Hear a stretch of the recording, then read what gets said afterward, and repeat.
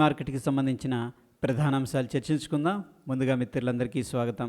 ఈరోజు జూలై 12వ తారీఖు శుక్రవారం. సెన్సెక్స్ ఎక్స్పైరీ ఉంది. ముందుగా ఏడిఆర్ సెంటిమెంట్ ఎలా ఉందనేది ఒకసారి చూస్తే ఐసిఐసిఐ బ్యాంక్, హెచ్డిఎఫ్సి బ్యాంక్ కొద్దిగా ప్రెషర్లో ఉన్నాయి. డాక్టర్ రెడ్డీస్ పాజిటివ్గా ఉంది, విప్రో పాజిటివ్గా ఉంది, ఇన్ఫోసిస్ పాజిటివ్గా ఉంది. నిన్నటి రోజున టీసీఎస్ రిజల్ట్స్ అనేది స్ట్రీట్ ఏదైతే ఎక్స్పెక్ట్ చేసిందో ఆ ఎక్స్పెక్ట్కి తగ్గట్టు రిజల్ట్ అనేది ఇవ్వడం జరిగింది. ఎనీహౌ ఇక్కడ మనం అండర్స్టాండ్ చేసుకోవాల్సింది ఏంటంటే ఐటీ ప్యాక్ అయితే పాజిటివ్గానే రియాక్ట్ అయింది, ఇన్ఫోసిస్ కానీ విప్రో కానీ. ఒకసారి లాస్ట్లో టీసీఎస్ రిజల్ట్స్ గురించి కూడా చూద్దాం. ఇక మనకి ఇండియన్ ఇండిసెస్ ఎలా పర్ఫామ్ చేసినాయి అనేది మనం చూసుకున్నట్టయితే ఇక్కడ Nifty, media, energy, bank, IT, FMCG వీటిల్లో ఏంటంటే కొంత పాజిటివ్ సెంటిమెంట్ అనేది కనిపించింది. ఎటొచ్చి రియాలిటీలో అండర్ ప్రెషర్ అయితే కనిపించింది. ఎక్కువ సెక్టార్స్ ఆల్మోస్ట్ ఏంటంటే ఫ్లాట్గా ట్రేడ్ అయినాయి అని చెప్పేసి చెప్పుకోవచ్చు. ఇక గ్లోబల్గా సెంటిమెంట్ ఎలా ఉంది అనేది మనం చూస్తే కొద్దిగా గ్రీన్లో కనిపిస్తుంది. ముఖ్యంగా south Korea, Asia market, Japan and German కొద్దిగా ఫ్లాట్గా ఉంది. ఇవి కొంచెం నెగిటివ్గా ఉన్నాయి, ఏది సౌత్ కొరియా అండ్ జపాను. దాని తర్వాత హాంకాంగ్, రష్యా, యూరోప్, లండన్, ముఖ్యంగా US markets Dow Jones industrial average అయితే పాజిటివ్గా రియాక్ట్ అయింది. మొత్తం మీద మనం చూసుకున్నట్టయితే ఒక 70% గ్లోబల్ సెంటిమెంట్ అనేది పాజిటివ్గా కనిపిస్తూ ఉంది. ఇక ఎకనామిక్ క్యాలెండర్ విషయం, నిన్నటి రోజున లండన్కి సంబంధించిన డేటా అనేది చూస్తే జీడిపి డేటా పాజిటివ్గా రావడం జరిగింది.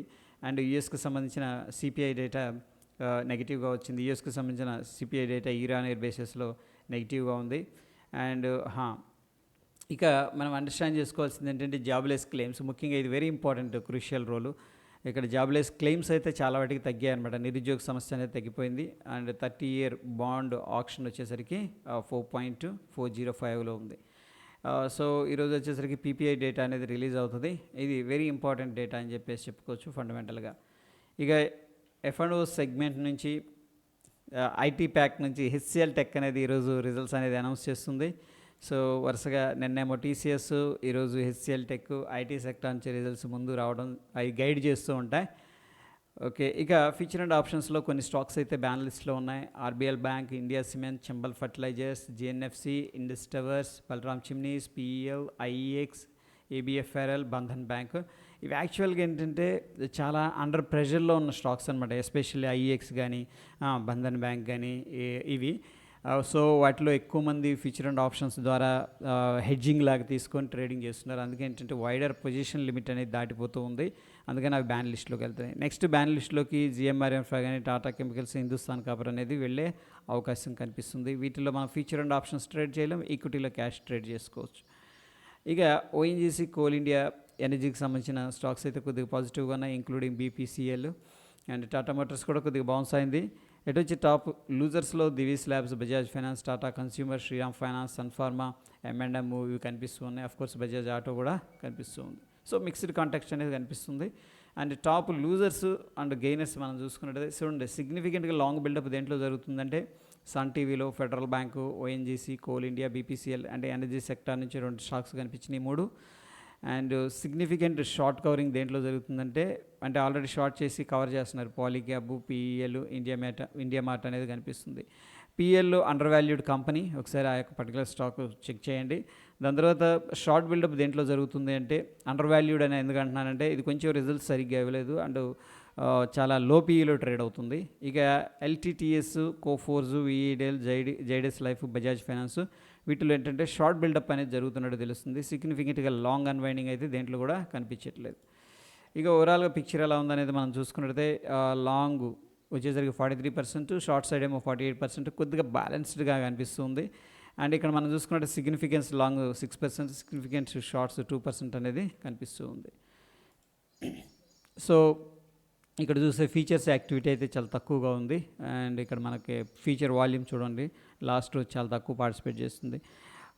కంటిన్యూస్గా ర్యాలీ అయింది, దాని తర్వాత రెడ్ క్యాండిల్ వచ్చింది. అగైన్ నిన్న ఏంటంటే మార్నింగ్ ఏమో కిందకు వచ్చింది, దాని తర్వాత సెకండ్ హాఫ్ అంతా రికవర్ అయింది. ఎనీహౌ వాల్యూమ్స్ అయితే చాలా తక్కువ పార్టిసిపేట్ చేస్తున్నాయి. సో ఎవరైనా షార్ట్ చేస్తుంటే వాళ్ళందరూ రికవర్ చేశారు అని చెప్పేసి ఇక్కడ ఇంటర్ప్రిటేషన్ అనేది చెప్తూ ఉంది. ఇక ఎఫ్ఐఎస్, డిఐఎస్ ఏ విధంగా పార్టిసిపేట్ చేస్తున్నారు అనేది మనం చూసుకున్నట్టయితే ఇంతకుముందు కొద్దిగా ఎఫ్ఐఎస్ యాక్టివిటీ బుల్లిష్ సైడ్ ఉంది. సో ప్రస్తుతం అయితే అది ఫ్లాట్గా కనిపిస్తుంది. స్టాక్స్లో మాత్రం ఏంటంటే కొద్దిగా బేరిష్గా ఉన్నారు. ఇక ప్రొపరైటీ విషయానికి వస్తే కొద్దిగా బుల్లిష్ సెంటెన్స్లో కనిపిస్తుంది. అండ్ క్లయింట్ సైడ్ వచ్చేసరికి వాళ్ళు స్టాక్ ఫీచర్స్లో మాత్రం బుల్లిష్గా ఉన్నారు. డిఐఎస్ వచ్చేసరికి ఎగైన్ షార్ట్ సైడ్ ఉన్నట్టు తెలుస్తుంది. ఎగైన్ స్టాక్స్లో ఏంటంటే బుల్లిష్గా ఉన్నారు. సో మొత్తం మీద మనం చూసుకున్నట్టయితే ఎఫ్ఐఎస్ 1137 కోట్లు క్యాష్ మార్కెట్లో సెల్ చేశారు. డిఐఎస్ ఏమో 1676 కోట్లు క్యాష్ మార్కెట్లో బై చేసినట్టు తెలుస్తుంది. ఇక ఇంపార్టెంట్ లెవెల్స్ విషయానికి వస్తే మనకి ప్రీవియస్గా పివోట్ లెవెల్ అనేది ఎగ్జాక్ట్గా 24,400 దగ్గర మనకి రెసిస్టెన్స్ తీసుకుంది. అక్కడి నుంచి కూడా డ్రాప్ అవుతూ కిందకి రావడం. అండ్ మనకి ఇంపార్టెంట్ సపోర్ట్ వచ్చేసరికి ఈ లెవెల్ అనేది very very important down side. ఇది 24,157. ఎందుకంటే ఇక్కడ ఆల్మోస్ట్ 2 times సపోర్ట్ తీసుకుంది. ఆ లెవెల్ అనేది వెరీ ఇంపార్టెంట్. ఇక ఇమీడియట్ రెసిస్టెన్స్ విషయానికి వస్తే మనకి 24,476 అనేది కనిపిస్తుంది. సో ప్రస్తుతానికి ఏంటంటే ఒక సైడ్ వేస్ యాక్టివిటీ క్లియర్గా తెలుస్తుంది. బ్యాంక్ నిఫ్టీ అయితే వెరీ అగ్రెసివ్గా రికవర్ అయింది. సో హెచ్డిఎఫ్సి బ్యాంక్ పార్టిసిపేషన్ అనేది మొన్నటిదాకా 2 రోజుల నుంచి ప్రెషర్లో ఉంది. బిజినెస్ అప్డేట్ చేసిన తర్వాత నెగిటివ్గా రియాక్ట్ అయింది. అది కానీ పార్టిసిపేట్ చేసే బ్యాంక్ నిఫ్టీలో అగైన్ ఏంటంటే మనకి పైకి వెళ్ళే స్కోప్ కనిపిస్తుంది. సో ఇక్కడ టెక్నికల్గా మనం చూసుకున్నట్టయితే ఒక ట్రెండ్ లైన్ అయితే కనిపిస్తుంది. సో ట్రెండ్ లైన్ బ్రేక్అవుట్ అయింది అండ్ చూద్దాం. ఇక ఇంపార్టెంట్ లెవెల్స్ విషయానికి వస్తే R1 అనేది కనిపిస్తుంది 52,450 దగ్గర. ఇమీడియట్గా మనం వాచ్ చేయాల్సిన పివోట్ లెవెల్ వచ్చేసరికి 52,025 లెవెల్స్ అనమాట. ఇక ఫ్రెండ్స్, ఈ స్టాక్ అనేది ఇంతకుముందు మనం డిస్కస్ చేసుకున్నాం. ప్రీవియస్గా 2010 హై ఇది 24లో ఒక అటెంప్ట్ చేసింది. ఒకటి కాదులేండి, 1 2 3 సార్లు ఫెయిల్ అయింది. సో ప్రస్తుతం ఏంటంటే ఈ వారంగాన దీనిపైన క్లోజ్ అయిందంటే దీంట్లో కొంచెం పాజిటివ్ సెంటిమెంట్ అనేది జనరేట్ అయ్యే అవకాశం ఉంది. ఈ యొక్క పర్టికులర్ స్టాక్ పేరు ఇంజనీర్స్ ఇండియా. ఇక ఇండియా విక్స్ అనేది మనం చూసుకున్నట్టయితే సో ప్రస్తుతానికి డైలీ టైం ఫ్రేమ్లో చూద్దాం. డైలీ టైం ఫ్రేమ్లో చూస్తే 3% అనేది డ్రాప్ అయిపోయింది, నెగిటివ్గా ఉంది. డెఫినెట్గా ఆప్షన్ ప్రీమియమ్స్ అయితే తక్కువలో ట్రేడ్ అవుతున్నాయని చెప్పేసి చెప్పుకోవచ్చు. ఇక డాలర్ ఇండెక్స్ అయితే అండర్ ప్రెషర్లో ఉన్నట్టు క్లియర్గా తెలుస్తుంది. సో ప్రస్తుతానికి ఒక టెంపరీ సపోర్ట్ లెవెల్ ఇది జోన్ అనుకోవచ్చు. ఈ జోన్లో ట్రేడ్ అవుతుంది కరెక్ట్గా. సో ఇక్కడ బ్రేక్అవుట్ జరిగిందంటే డౌన్ సైడ్ పాసిబిలిటీ ఉంది ఇంకా ఫర్దర్గా డౌన్ సైడ్ వెళ్ళడానికి. ఇక యుఎస్ మార్కెట్స్ అనేది డేటా నిరుద్యోగ సమస్య, అఫ్కోర్స్ ఇన్ఫ్లేషన్ డేటా నెగిటివ్గా ఉన్నప్పుడు కూడా ప్రస్తుతం ఏంటంటే యుఎస్ అయితే పాజిటివ్గా రియాక్ట్ అయింది. ఇంపార్టెంట్ లెవెల్ అనమాట ఇక్కడ మనకి 40,000 రౌండ్ నెంబర్ ఆ దిశగా ప్రయాణం అయితే చేస్తూ ఉంది. సో పాజిటివ్గా ఉందని చెప్పేసి చెప్పుకోవచ్చు. మనం చూస్తున్న సమయానికి పెద్దగా చేంజ్ లేదు, 6 పాయింట్స్ మాత్రం పాజిటివ్గా ఉంది. బట్ ఓవరాల్ కాంటెక్స్ట్ అనేది తీసుకుంటే కొంత పాజిటివ్గా ఉంది. ఇక గిఫ్ట్ నిఫ్టీ విషయానికి వస్తే బ్యాంక్ నిఫ్టీలో ఏం జరిగిందంటే డోజీ అనేది ఫార్మేషన్ జరిగింది. సో కొంత రిజెక్షన్ అనేది జరిగింది. ఇక్కడ మనం ఇంతకుముందు చెప్పుకున్నాం కదా, ఈ యొక్క లెవెల్ అనేది 52,000 లెవెల్ అనేది వెరీ ఇంపార్టెంట్ లెవెల్ అని చెప్పేసి. ఆ లెవెల్ బ్రేక్అవుట్ జరిగిన తర్వాత అది 51,700 దాకా వెళ్ళింది. దగ్గర 250 to 300 పాయింట్స్ అనేది కిందకు వెళ్ళడం అనేది జరిగింది. Okay, so 52,000 level very important level అని చెప్పేసి మనం మెన్షన్ చేసుకున్నాం. దాని తర్వాత వెరీ క్విక్ మూవ్ అనేది రావడం జరిగింది దీంట్లో. ఓకే, 250 పాయింట్స్ అంటే దట్ ఈజ్ ఓకే ఇంట్రాడేలో.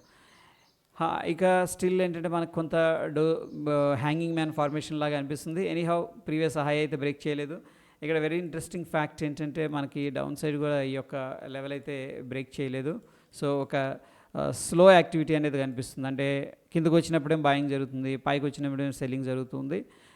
సో ప్రస్తుతం ఒక సైడ్ వేస్ యాక్టివిటీ కనిపిస్తుంది. అయితే గిఫ్ట్ నిఫ్టీ అనేది మళ్ళీ ఏంటంటే సర్ప్రైజ్ ఇచ్చింది. ఎస్, మార్కెట్ మళ్ళీ గ్యాప్ అప్ అయిపోయింది. సో ఇక్కడ మనం చూసుకున్నట్టయితే 24,464 దగ్గర గిఫ్ట్ నిఫ్టీ అనేది ట్రేడ్ అవుతుంది. అదేవిధంగా నిఫ్టీ ఫ్యూచర్ మనం చూస్తే 24,382 దగ్గర క్లోజ్ అయిందనమాట. మనం ఈసారి ఏం చేస్తున్నామంటే నిఫ్టీ ఫ్యూచర్తో కంపేర్ చేస్తున్నాం గిఫ్ట్ నిఫ్టీని. ఒక మిత్రుడు మనకి అప్డేట్ చేశాడు ఫ్యూచర్తో కంపేర్ చేయండి అని చెప్పేసి. ఎస్, నిజంగా ఫ్యూచర్స్ ఏంటంటే ఆర్బిటరీ డిఫరెన్స్ చాలా తక్కువగా ఉంటుంది. అండ్ రెండు కూడా ఫ్యూచర్ కాంపోనెంట్స్ కాబట్టి మనం కంపేర్ చేయడం వల్ల ఆల్మోస్ట్ ఒక ప్యారలల్ వ్యూ అనేది తెలుస్తుంది.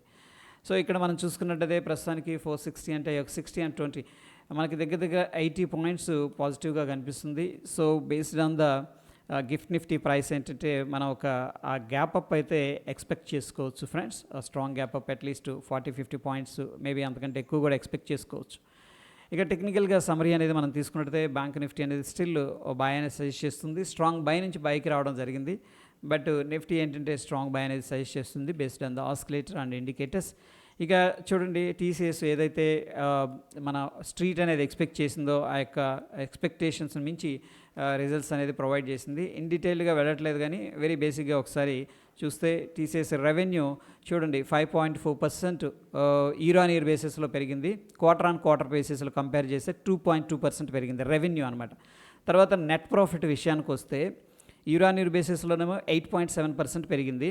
క్వార్టర్ ఆన్ క్వార్టర్ బేసిస్లో తగ్గింది. అంటే లాస్ట్ క్వార్టర్కి ఈ క్వార్టర్కి కంపేర్ చేస్తే నెట్ ప్రాఫిట్ అనేది తగ్గింది. ఓకే, రెవెన్యూ పెరిగింది, ఆదాయం పెరిగింది. అంటే నెట్ ప్రాఫిట్ అంటే టోటల్గా అన్ని ఖర్చులు పోయినాక వచ్చే లాభం అనేది క్వార్టర్ ఆన్ క్వార్టర్ బేసిస్లో అయితే తగ్గింది. అయితే ప్రతి షేర్కి కూడా 10 రూపీస్ డివిడెండ్ అనేది ప్రకటించింది. ఆపరేటింగ్ మార్జిన్ ఓకే, ఇక్కడ మనం చూసుకున్నట్లయితే ఇయర్ ఆన్ ఇయర్ బేసిస్లో 1.5% అనేది పెరిగింది. సో టోటల్గా 24.7% అనేది కనిపిస్తూ ఉంది. ఆపరేషన్స్ నుంచి వచ్చిన మార్జిన్ అనమాట. నెట్ మార్జిన్ అనేది టోటల్గా మార్జిన్ ఎంత ఉంది అంటే వాళ్ళకి మార్జిన్ అంటే ఏంటంటే వీళ్ళు ఏమంటాం అమ్మగా వచ్చిన లాభం అనమాట. అంటే వీళ్ళు మ్యానుఫ్యాక్చరింగ్ చేస్తారు, అమ్ముతారు కదా, ఆ డిఫరెన్స్ని మార్జిన్ అంటాం. మార్జిన్ అయితే 19.2% అనేది కనిపిస్తుంది. ఇక్కడ ఐటీ సర్వీసెస్ అని చెప్పేసి చెప్పుకోవచ్చు ప్రోడక్ట్స్. ఇక్కడ మనం చూసుకున్నట్టయితే నెట్ క్యాష్ ఫ్రమ్ ఆపరేషన్స్ చూస్తే మనకి ఎంత ఉంది, ఇక్కడ నెట్ ప్రాఫిట్ 12,040 కోట్లు ఉంది కదా. ఓన్లీ ఆపరేషన్స్ కోర్ బిజినెస్ నుంచి 11,168 క్రోర్స్ అనేది రావడం జరిగింది. ఇది 92.8% అనమాట. సో ఇవన్నీ కూడా ఇక్కడ కనిపిస్తూ ఉన్నాయి. సో ఎనీహౌ ఏంటంటే టీసీఎస్ అయితే క్వార్టర్ ఆన్ క్వార్టర్ బేసిస్లో ఇక్కడ చూడండి డిప్ అయిపోయింది net profit, but year on బేసిస్లో అయితే కనిపిస్తుంది. ఇది కొద్దిగా కన్సర్న్ అని చెప్పేసి చెప్పుకోవచ్చు లాంగ్ టర్మ్లో. Okay, that is all about pre market report friends. ఎటువంటి ఇంపార్టెంట్ అప్డేట్స్ ఉన్నా మన టెలిగ్రామ్లో పోస్ట్ చేస్తాను. మరొక ఇంట్రెస్టింగ్ ఎపిసోడ్తో మళ్ళీ కలుసుకుందాం. Stay tune. ధన్యవాదాలు.